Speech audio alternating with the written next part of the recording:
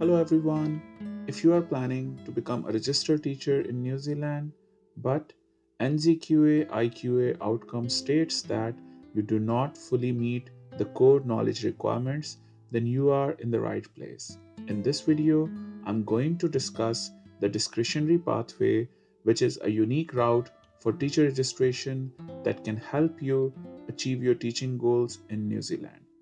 Kindly note that even if you're applying for the teacher registration through the discretionary pathway on the Teaching Council website, you will use the same online portal known as Education Sector Logon. If you're not sure how to sign up and create your account and how to submit your application, then I have done a step-by-step video on that. I'm going to give the link in the I button and in the description of the video as well. So the process will remain same. Additional thing in that process is that you need to provide the additional documentation that I'm going to discuss in this video. So let's get started.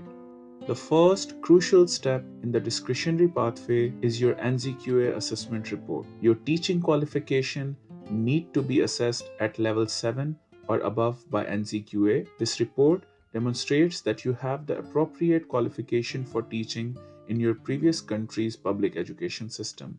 It's important to provide certified copies of this report when submitting your application. Along with the NZQ assessment, you will also need to provide certified official transcripts for each qualification. If you have a European higher education diploma, make sure to include a certified copy of your diploma supplement or a course qualification outline. The next requirement is providing information regarding the practicum component of your teaching qualification. This includes explaining the length of your practicum, the age group of learners you taught, and the type of institution where you completed it. This information helps the Teaching Council understand your hands-on teaching experience. If you have been registered as a teacher in another country, you will need to provide official documentation of your registration or certification status. This is a critical step in proving your professional standing, and it will help the Teaching Council to assess your qualifications more effectively. Next, you will need to provide the evidence of all your teaching service. Be sure to include details about any significant gaps in your teaching career and information on any senior teaching positions you have held. It is preferred that you submit official statements of service from your employers, also known as the experience letter. Proving your language proficiency is another important requirement. You must meet the Teaching Council's language competency standards. Make sure to provide acceptable evidence to demonstrate your language skills. If you want to get more information about the different type of English language tests that are acceptable by Teaching Council and minimum score requirements, then I'm going to give a link of Teaching Council page regarding the English language proficiency in the description of the video. Feel free to check that link and it will give you a good idea about what you should aim for. You will also need to submit certified copies of appraisals, lesson observations, and teaching assessments. These documents should relate to your recent teaching experience, ideally within the last 5 years. However, older documentation may still be considered. If you have completed a supervised program of induction or mentored teaching as a newly qualified or beginning teacher, you will need to provide evidence of this. Ideally, you should include a detailed statement from the professional leader of your school.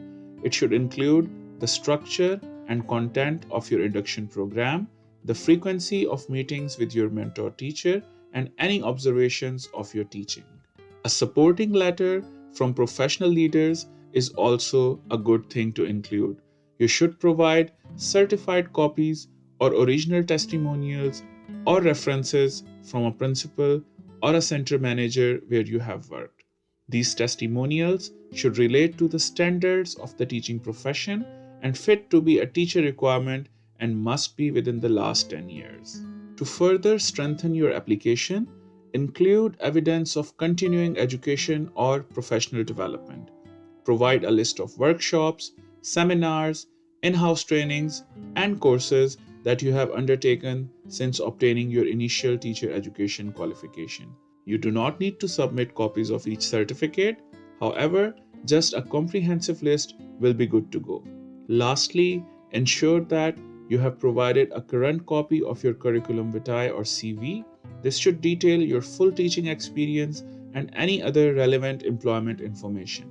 Having an update CV ensures that the Teaching Council has all the information they need to process your application efficiently. Finally, I would like to share some tips for a smooth application process.